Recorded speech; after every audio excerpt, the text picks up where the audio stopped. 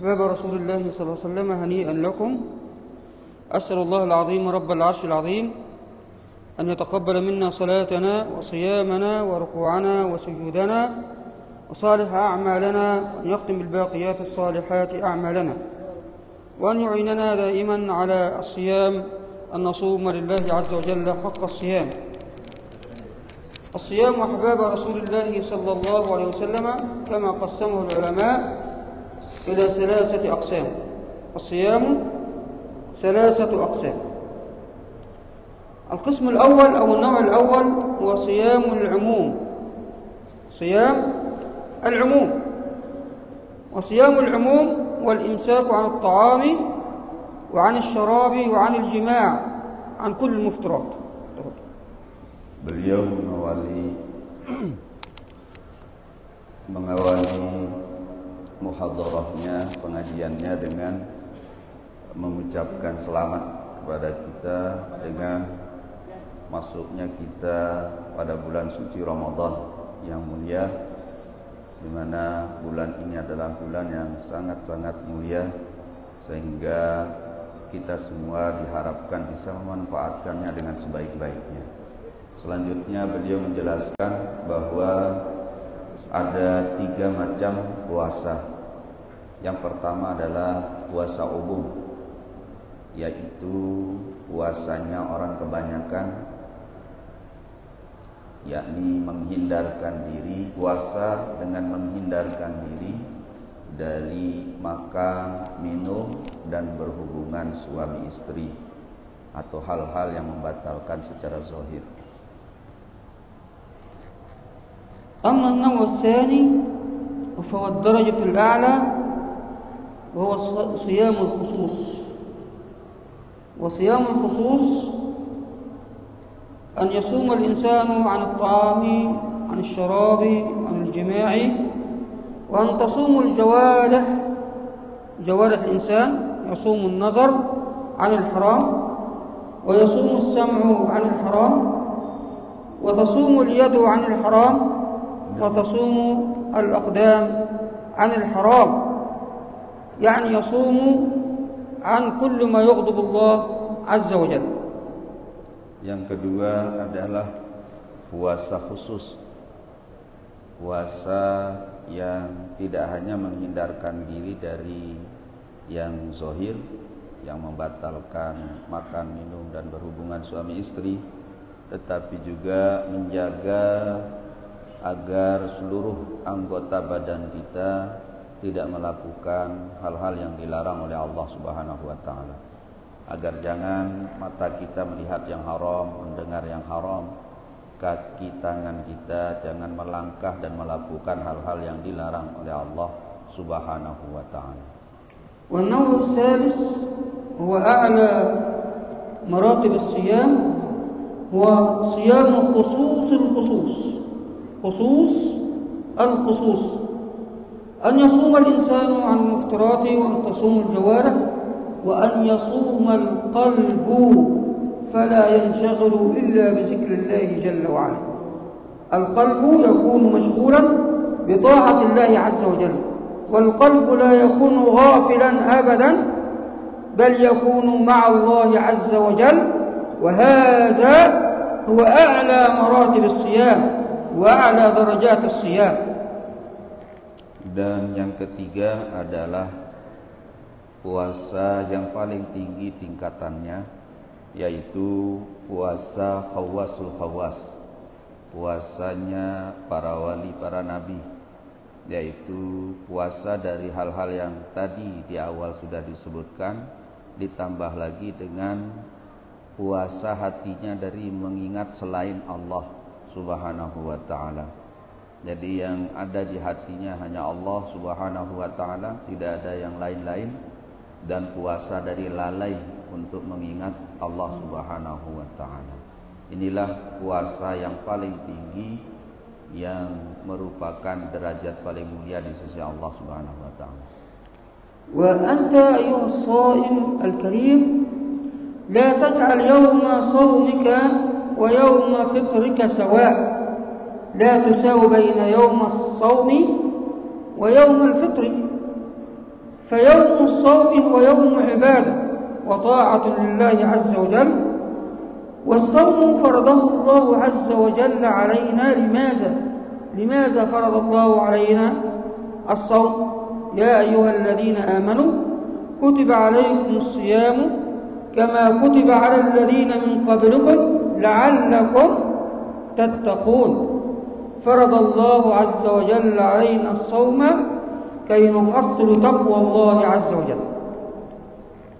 Selanjutnya Allah Subhanahu wa taala mewajibkan kita puasa adalah dalam rangka kita menjadi hamba-hamba Allah yang takwa.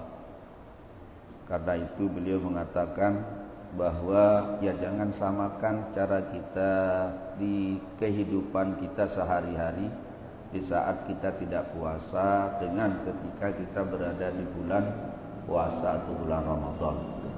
Maka di bulan Ramadan ini kita harus berusaha menjadikannya sebagai bulan ibadah, bulan berzikir, bulan untuk terus meningkatkan amal-amal soleh kita agar kita bisa mencapai derajat ketakwaan sebagaimana yang Allah Subhanahu wa taala sampaikan dalam firman-Nya, ya ayyuhalladzina amanu kutiba alaikumus shiyam kama kutiba alal ladzina min qablikum la'allakum tattaqun.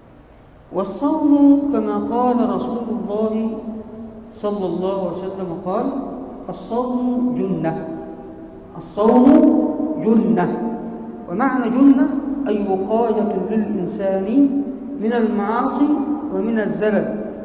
بل قال أيضا صوموا تصحوا، فالصيام له فوائد عظيمة، هو يروح البطن ويروح المعدة ويقربك من الله عز وجل، وأنت تشعر لما تشعر بالجوع فأنت تضيق السبيل على الشيطان وعلى الشهوات، وأنت تنتصر على نفسك وعلى شهواتك وعلى الشيطان في هذا اليوم الذي أنت فيه صائم. Dijelaskan juga di dalam riwayat bahwa puasa itu adalah penjaga pelindung. As-saumu junnah. Puasa menjaga, melindungi siapapun yang melakukannya dari segala hal yang dilarang oleh Allah Subhanahu wa taala. Karenanya tentunya di bulan suci Ramadan ini, karena adalah bulan puasa, maka kita harus berusaha untuk menjaga, melindungi diri kita dari segala hal yang diharamkan oleh Allah Subhanahu wa taala. Di samping itu juga puasa itu menjadikan badan dan rohani kita, jasmani dan rohani kita menjadi sehat. Sehat secara fisik karena memang perut yang kosong itu akan menjadikan kelebihan-kelebihan lemak dan lain-lain yang ada dalam tubuh akan disedot, dimakan, dihabiskan untuk memenuhi kebutuhan badan kita.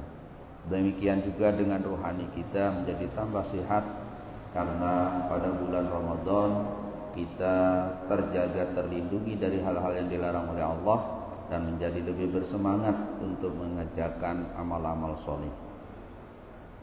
كما أن الصوم هذا سر بين العبد وبين ربه جل وعلا، فالنبي صلى الله عليه وسلم يروي حديثا قدسيا عن رب العزة عز وجل جل جلاله أنه قال: كل عمل ابن آدم له، كل عمل ابن آدم له إلا الصوم فإنه لي وأنا أجزي به.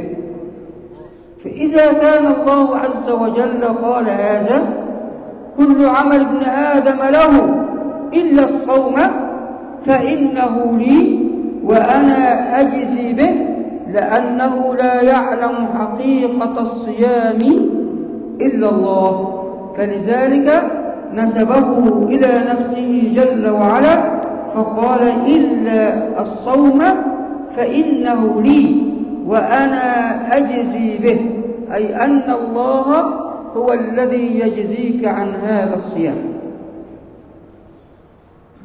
Puasa adalah ibadah yang merupakan rahasia antara Allah dengan hambanya. Karena memang puasa itu tidak nampak secara zahir. Tidak ada kita bisa melihat atau membedakan orang yang puasa dan tidak puasa. Karena memang ini ibadahnya adalah ibadah yang khafi, ibadah yang samar. Karena itulah maka di dalam hadis qudsi Allah Subhanahu wa taala berfirman sebagaimana yang diceritakan oleh Rasul sallallahu alaihi wasallam bahwa seluruh amal Bani Adam itu adalah tergantung pada manusianya, tergantung pada keikhlasan orang yang melaksanakannya, kecuali puasa, maka itu adalah untukku, firman Allah. Allah Subhanahu wa taala menyandarkan puasa itu sebagai amalan yang hanya untuk Allah, maknanya menunjukkan bahwa puasa itu adalah ibadah yang hanya Allah yang tahu hakikatnya. Hanya Allah yang tahu rahasianya, sehingga hanya Allah yang bisa menilai dan menentukan kemuliaan yang ada di dalamnya. Wassaumu hadza lahu fawaid 'azimatun aidan. فورد عن رسول الله صلى الله عليه وسلم أنه قال: من صام يوما واحدا في سبيل الله باعد الله وجهه عن النار 70 خريفا. 70 سنة. الخريف سنة. الخريف يأتي في السنة مرة واحدة، أي اليوم يباعدك عن النار 70 سنة. فعندما تصوم يوما واحدا يبعدك عن النار 70 سنة. بل قال صلى الله عليه وسلم: إن في الجنة بابا يسمى الريان. في الجنة بابا، ونعلم أن أبواب الجنة 8. باب خاص للصائمين. إن في الجنة بابا يسمى الريان لا يدخل منه أحد إلا الصائمون، فإذا دخلوا أغلق دونهم. فاز فضل عظيم أن الله عز وجل يباعدك عن النار ويدخلك الجنة أنت أيها الصائم، فهنيئا لك. Dan puasa ini memiliki banyak sekali faidah. Di antaranya adalah bagaimana dijelaskan di dalam riwayat bahwa siapa-siapa yang berpuasa satu hari maka dijauhkan dia dari api neraka sejauh 70 tahun perjalanan. Dan juga bagi orang yang berpuasa dijanjikan oleh Allah Subhanahu wa taala melalui Rasulnya nanti akan masuk surganya melalui pintu khusus. Ada 8 pintu-pintu surga, tapi satu di antara yang 8 itu adalah pintu khusus untuk orang-orang yang berpuasa, yaitu Ar-Rayyan, nama pintunya. Itulah pintu yang khusus menjadi jalur orang-orang yang masuk surga dengan sebab puasanya. Wa nahnu fi hadhihi al-ayyam ayyam rahmah. Fa Ramadan kama qala al-ulama anna awwalahu ra' wal-ra'u ra'u rahmah. Awwaluhu rahmah wa awsatuhu mim maghfirah wa akhiruhu 'itqun min an-nar. Akhir Ramadan العشر الأواخر عتق من النار. بل قال صلى الله عليه وسلم: إن لله في رمضان كل ليلة عتقاء من النار. بل في حديث آخر: إن الله عز وجل يعتق في كل ليلة من رمضان 1000 عتيق قد وجبت رقابهم على النار، حتى إذا كان آخر ليلة في رمضان أعتق الله مثل ما أعتق في باقي الشهر. فقال الصحابة: يا رسول الله، أي ليلة القدر؟ قال: أرأيتم أن العامل إذا فرغ من عمله فإنه يوفى أجره، فإن الله يعتق رقابا كثيرة من النار، فهو شهر عظيم مبارك فيه رحمة من الله، فيه مغفرة من الله، فيه عتق من النار. نسأل الله في كل وقت وحين أن يعتق رقابنا ورقاب آبائنا وأمهاتنا وأولادنا وذرياتنا من النار دائما. Di samping itu juga Ramadan atau puasa Ramadan adalah bulan yang penuh dengan rahmat kasih sayang dari Allah Subhanahu wa taala. Sebagaimana yang dijelaskan oleh para ulama bahwa Ramadan itu awalnya adalah kasih sayang, pertengahannya adalah ampunan dari Allah Subhanahu wa taala, dan ujungnya adalah pembebasan dari siksa neraka.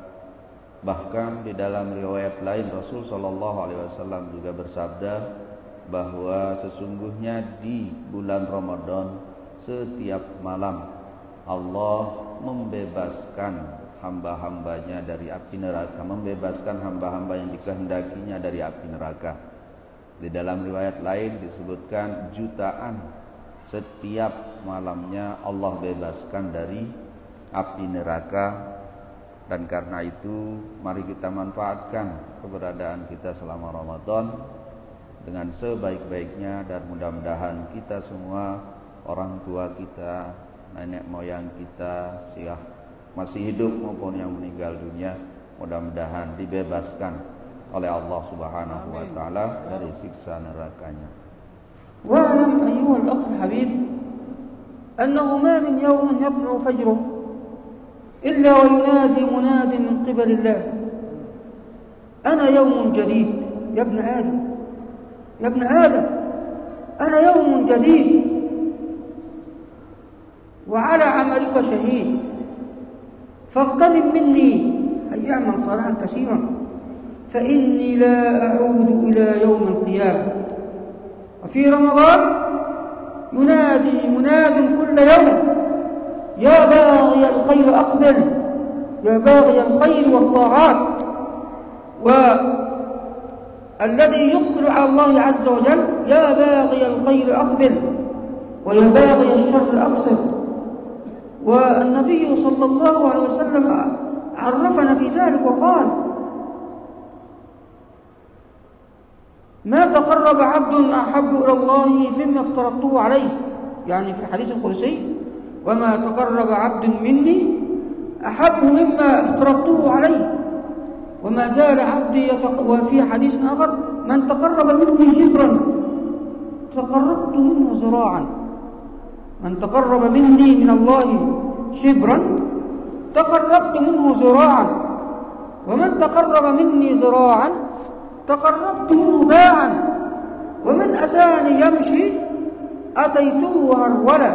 ومعنى ذلك أنك تقبل على الله بقلبك في هذه الأيام المباركة ولا تنس نفسك من الدعاء فيا باغي الخير أقبل ويا باغي الشر أقصر. الذي يفعل المعاصي وينظر إلى الحرام أو يسمع الحرام أو يأكل الحرام أو يتكلم الحرام يكف عن هذا في رمضان، لأن النبي صلى الله عليه وسلم قال من لم يدع قول الزور والعمل به فليس لله حاجة أن يدع طعامه وشرابه. Beliau juga menyebutkan di antara kemuliaan Ramadan adalah bahwa bulan Ramadan itu memanggil orang-orang yang mengisi hari-harinya dengan menyatakan kepada mereka, ayo manfaatkan keberadaan saya untuk meraih kemuliaan-kemuliaan tertinggi. Sebagaimana hal ini juga dijelaskan dalam hadis Rasul sallallahu alaihi wasallam, ya baghiyal khair, wahai orang-orang yang mencari kebaikan dan ketaatan kepada Allah, aqbil, sambutlah bulan ini dengan mengisinya dengan segala macam kebaikan dan ketaatan. Karena siapapun yang melaksanakan kebaikan dan ketaatan pada bulan ini, Allah akan lipat gandakan pahalanya. Begitu juga ada malaikat yang memanggil setiap hari, setiap malam di bulan suci Ramadan. Wahai orang-orang yang berbuat buruk, orang-orang yang berbuat tidak baik, segeralah bertaubat, segeralah memohon ampun kepada Allah Subhanahu wa taala, karena hari-hari dan malam-malam Ramadan ini adalah merupakan hari-hari dan malam-malam ampunan Allah Subhanahu wa taala. Karena itu maka menjadi sangat penting bagi kita semua untuk benar-benar mengisi hari-hari dan malam-malam kita dengan segala macam amalan-amalan yang baik, termasuk dengan berdoa dan beristighfar kepada Allah agar kita menjadi orang-orang yang mendapatkan keberuntungan dari bertemunya kita dengan bulan Ramadan. وأسوق لكم بشرى النبي صلى الله عليه وسلم أنه قال: إذا جاء رمضان فتحت أبواب الجنة فلا يغلق دونها باب. أبواب الجنة ثمانية، الجنة لها 8 أبواب. إذا جاء رمضان فتحت أبواب الجنة فلا يغلق دونها باب، وغلقت أبواب النار. أبواب النار 7، أبواب النار 7، لها 7 أبواب، لكل باب منهم جزء مقسوم في سورة الحجر. فتغلق أبواب النيران في رمضان، وصفدت الشياطين، أي أن الشياطين قيدت، ومرض الجن قيدت وسلسلت وغلغلت ووضعت في البحار في رمضان كي لا تضل الإنسان وكي لا تفسد عليه صومه. وهذا من فضل الله عز وجل علينا أنه يفتح لنا أبواب الجنة ويغلق لنا أبواب النار ويبعد عنا الشيطان كي نعود ونرجع ونتوب إلى الله عز وجل في رمضان. Dan di antara kemuliaan Ramadan adalah bahwa Allah Subhanahu wa taala membuka pintu-pintu surga yang 8. Dan ini menjadi kesempatan yang sangat baik untuk kita agar bisa masuk ke dalamnya dengan memperbanyak amal-amal kebaikan. Di samping itu, pintu-pintu neraka yang 7 ditutup oleh Allah Subhanahu wa taala. Bahkan setan-setan dibelenggu sehingga mereka tidak bisa mengganggu atau tidak bisa mempengaruhi kita untuk melakukan hal-hal yang dilarang oleh Allah Subhanahu wa taala.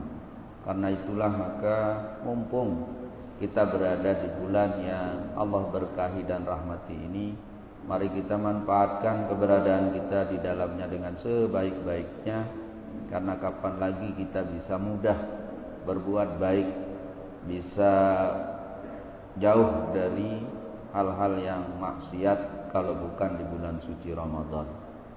Artinya keberkahan Ramadan itu mempermudah kita menjadi orang baik. Kalau di Ramadan kita masih malas-malas, susah, apalagi di bulan-bulan yang lainnya. Karena itu sekali lagi mari kita benar-benar isi hari-hari dan malam-malam kita ini dengan sebaik-baiknya agar kita mendapatkan kemuliaan-kemuliaan yang ada di dalamnya. Allah Azza wa Jalla ya'tina kulla yawmin furas linatub, fayaqulu an-nabiy sallallahu alaihi wasallam as-salawat al-khams, as-salawat al-khams, wal jum'ah ila al-jum'ah, wa ramadan ila ramadan, kaffaratun lima bainahunna idza ijtunibat al-kaba'ir, fi riwayat ukhra wal 'umratu ila al-'umrati kaffaratun lima bainahunna إذا اجتنبت الكبائر. فأنت عندما تصلي كما ورد عن رسول الله صلى الله عليه وسلم قال: تحترقون من الذنوب والمعاصي، تحترقون. فإذا جاءت الصلاة فإن الله عز وجل يغفر لك ما بين الصلاتين، يعني ما بين صلاة الصبح إلى صلاة الظهر يغفرها الله عز وجل لك، وما بين صلاة الظهر وصلاة العصر إذا حفظت على الصلوات يغفرها الله لك.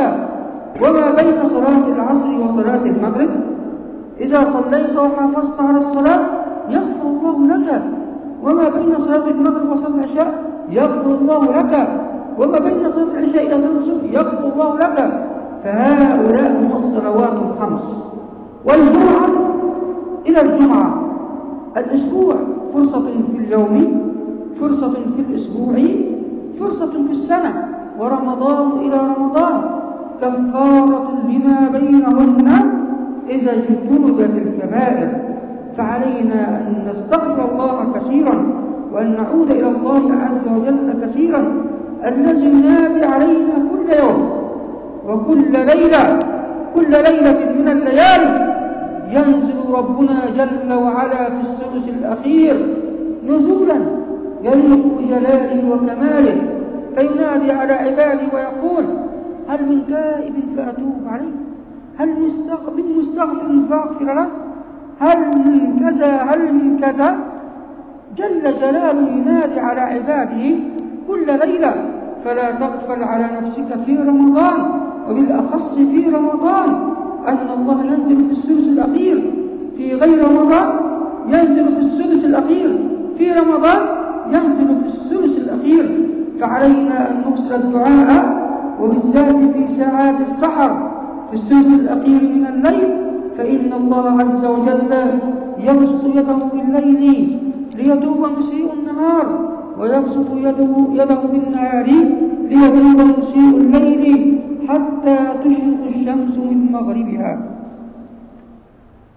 Selanjutnya di antara kemuliaan bulan suci Ramadan adalah dia menjadi penghapus dosa-dosa kita semua. Karena itu mari kita perbanyak bertaubat dan beristighfar kepada Allah. Sebagaimana yang dijelaskan di dalam riwayat, bahkan sholat kita yang kita laksanakan setiap hari, yaitu sholat subuh misalnya tadi, itu menjadi penghapus dosa kita sampai dengan subuh yang akan datang. Kalau kita sholat zuhur, maka sholat zuhur itu akan menjadi penghapus dosa kita sampai zuhur esok harinya, begitu seterusnya. Sehingga Allah Subhanahu wa ta'ala menjadikan sholat, menjadikan Jumatan, menjadikan Ramadan setiap tahunnya adalah menjadi kifarat penghapus dosa-dosa kita. Ya, ada kifarat dosa harian, ada kifarat dosa mingguan, ada kifarat dosa tahunan.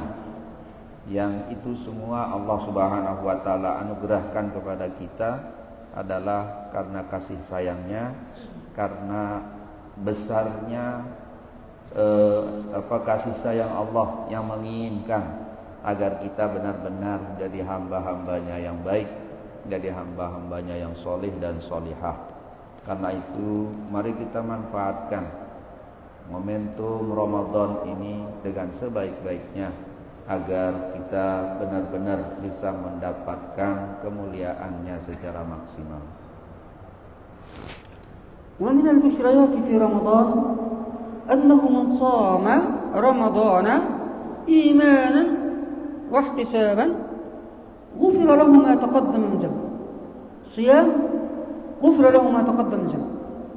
أيضا من قام صلى القيام التراويح وقام الليل في رمضان، ومن قام رمضان إيمانا واحتسابا غفر له ما تقدم من ذنبه.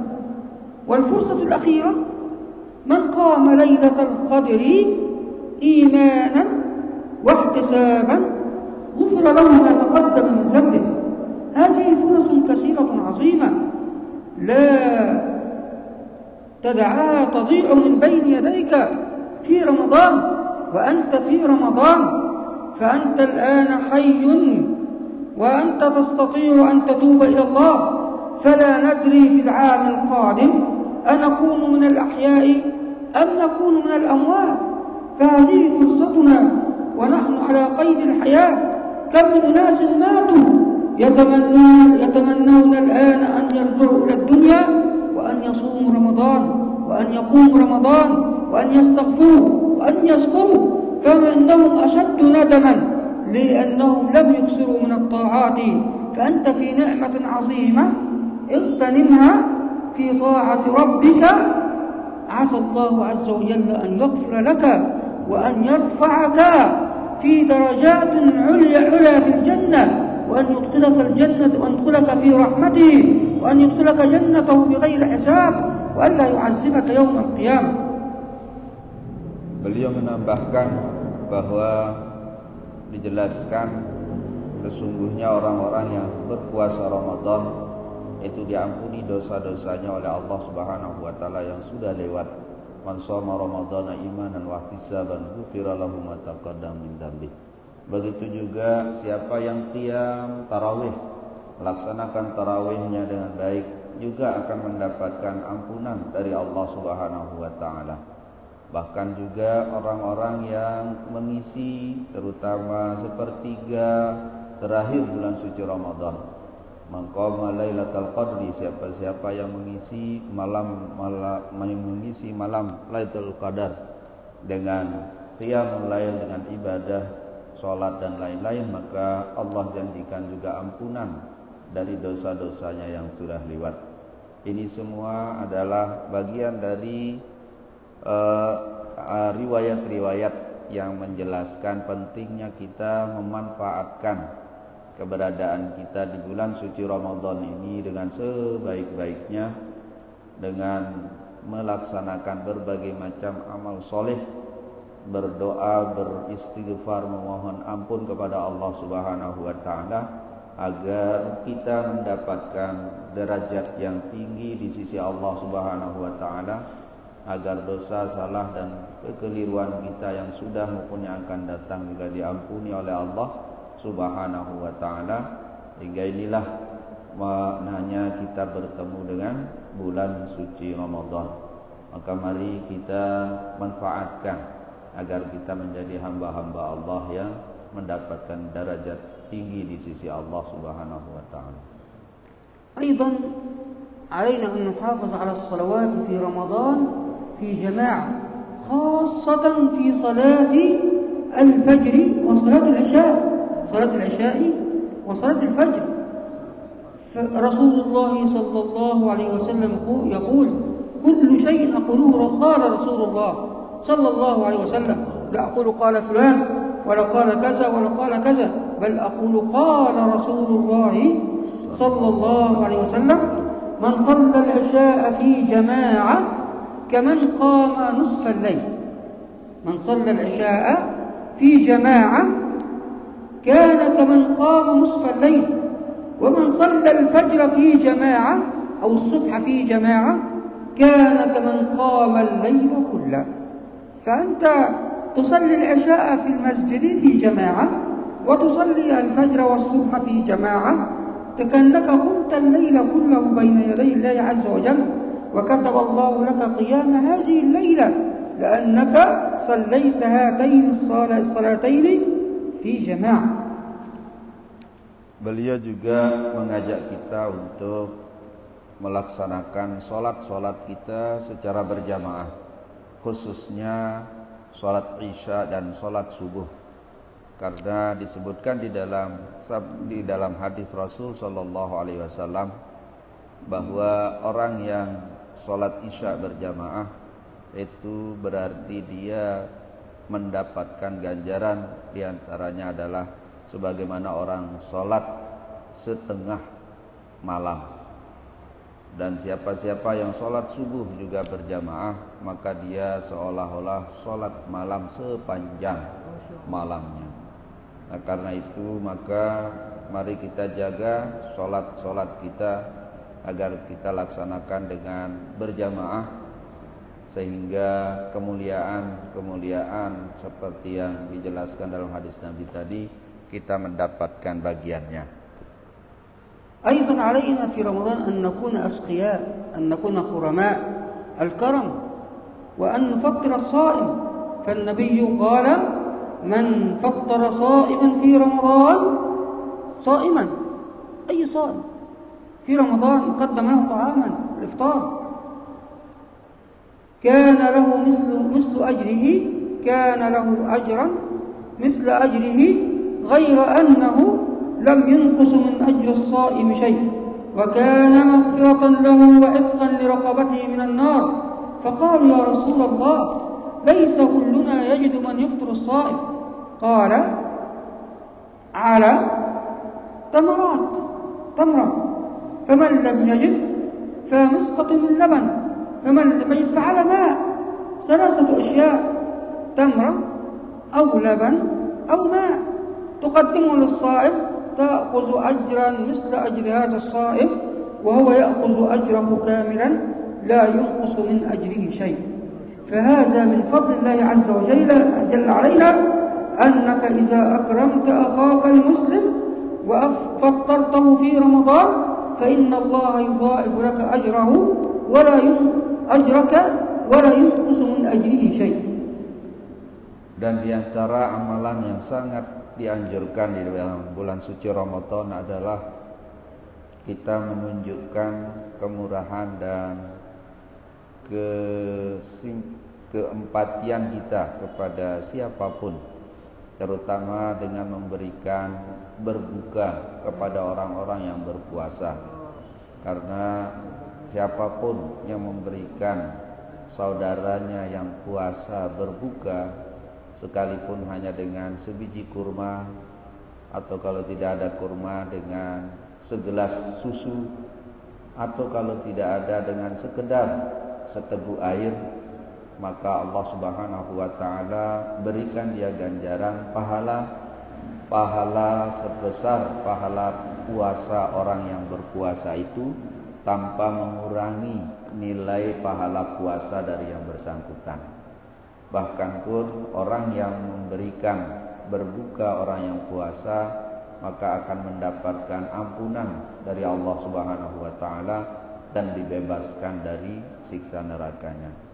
Oleh karena itulah maka beliau mengajak kita untuk mari kita ulurkan tangan kita untuk memberikan saudara-saudara kita terutama yang berkekurangan, agar mereka bisa berbuka dengan baik, agar mereka bisa berpuasa dengan baik, dan itu akan menjadikan kita yang melakukan amalan itu mendapatkan pahala yang setara dengan pahala puasa dari yang kita berikan berbuka, tanpa mengurangi pahala dari yang bersangkutan.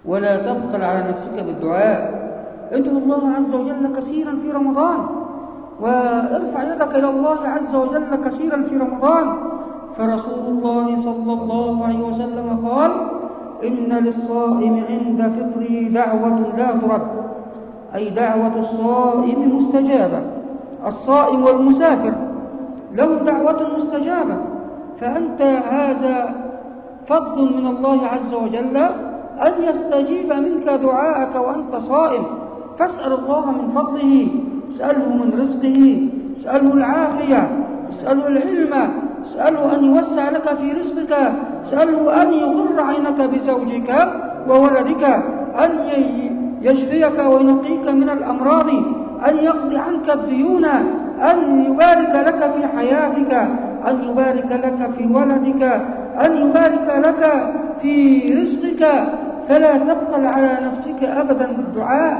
فخزائن الله ملأى لا تنفس أبدا.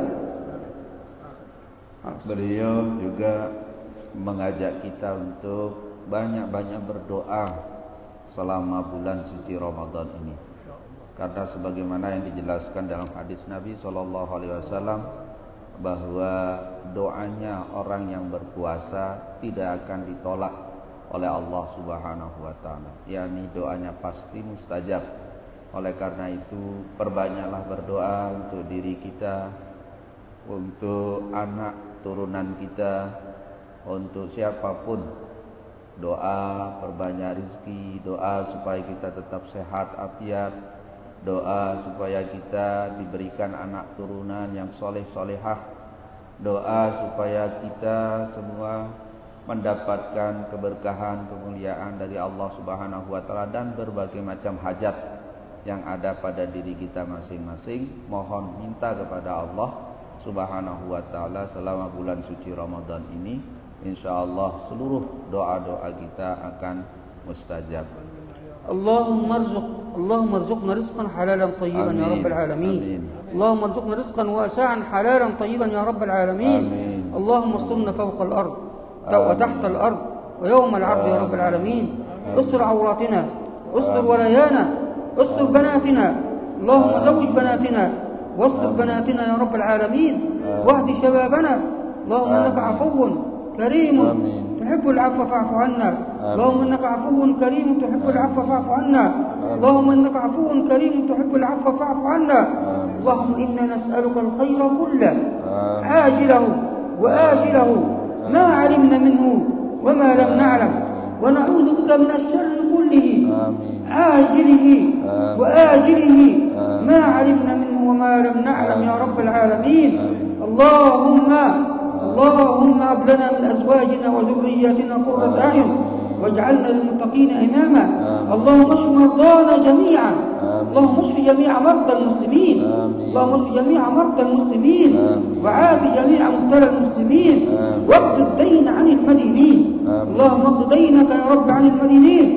يا حي يا قيوم برحمتك نستغيث، اقض عنا الدين وارفع عنا البلاء يا رب العالمين. ارفع مقتك وغضبك عنا، اللهم ارفع مقتك وغضبك عنا، وعلى طاعتك أعنا وإلى غيرك لا تكلنا. تقبل منا واقبلنا وعافنا واعف عنا، وإلى غيرك لا تكلنا، ومن شرور خلقك سلمنا. نسألك عيش السعداء ومنازل الشهداء ومرافقة الأنبياء والنصر على الأعداء والفوز في اللقاء والسلامة من كل اسم وداء. اللهم إنا نسألك رضاك والجنة ونعوذ بك من سخطك والنار. نسألك موجبات رحمتك وعزائم مغفرتك. اللهم إنا نسألك موجبات رحمتك وعزائم مغفرتك والسلامة من كل اسم والغنيمة من كل بر والفوز بالجنة والنجاة من النار. وسع أرزاقنا، اللهم ارزقنا وأنت خير الرازقين، وارحمنا وأنت خير الراحمين، وتولنا واعف عنا واغفر لنا يا كريم يا كريم يا كريم يا كريم يا كريم يا كريم يا كريم يا حنان يا منان يا مالك الملك يا ذا الجلال والإكرام. أمتنا على شهادة التوحيد وعلى سنة رسولك محمد صلى الله عليه وسلم، وعلى شهادة أن لا إله إلا الله وأن محمدا رسول الله. اللهم ارحم آباءنا وأمهاتنا، اللهم نور قبورهم واجعلها روضة من رياض الجنة ولا تجعلها حفرة من حفر النار. اللهم انزل عليهم الضياء والنور والبشر والسرور والفسحة والسرور. اللهم آنسهم في قبورهم ومد لهم في قبورهم مد أبصارهم واجعلها روضة من رياض الجنة ولا تجعلها حفرة من حفر النار. وانزل عليهم رحماتك في هذا الشهر المبارك يا رب العالمين. اللهم انزل على جميع أموات المسلمين في جميع الأرض يا رب العالمين رحماتك وارحمهم جميعا يا رب العالمين. واغفر لهم يا رب العالمين، واغفر لجميع المسلمين والمسلمات والمؤمنين والمؤمنات الأحياء منهم والأموات، إنك يا ربنا سميع قريب مجيب الدعوات. واغفر لآبائنا ولأمهاتنا والإخوان الذين سبقونا بالإيمان، ولا تجعل في قلوبنا غلا للذين آمنوا ربنا إنك رؤوف رحيم. اغفر لنا ما قدمنا وما أخرنا وما أسررنا وما أعلنا وما أنت أعلم به منا، وتوفنا وأنت راض عنا يا كريم. اللهم آت نفوسنا تقواها وزكاها أنت خير من زكاها أنت وليها ومولاها. ربنا آتنا في الدنيا حسنة وفي الآخرة حسنة وقنا عذاب النار. اللهم إنا دعوناك كما أمرتنا فاستجب لنا كما وعدتنا. وآخر دعوانا الحمد لله رب العالمين، صلى الله على سيدنا محمد وعلى آله وأصحابه أجمعين. سبحان ربك رب العزة عما يصفون، سلام على المرسلين والحمد لله رب العالمين. جزاكم الله خيرا والسلام عليكم ورحمة الله وبركاته. وعليكم السلام ورحمة الله وبركاته. جزاك الله خير. اللهم صل على محمد يا رب صل وسلم عليه. اللهم صل على محمد يا رب صل وسلم عليه اللهم صل على محمد يا رب صل وسلم عليه اللهم صل على محمد يا رب صل وسلم عليه اللهم صل على محمد يا رب صل وسلم عليه اللهم صل على محمد يا رب صل وسلم عليه اللهم صل على محمد يا رب صل وسلم عليه اللهم صل على محمد يا رب صل وسلم عليه اللهم صل على محمد يا رب صل وسلم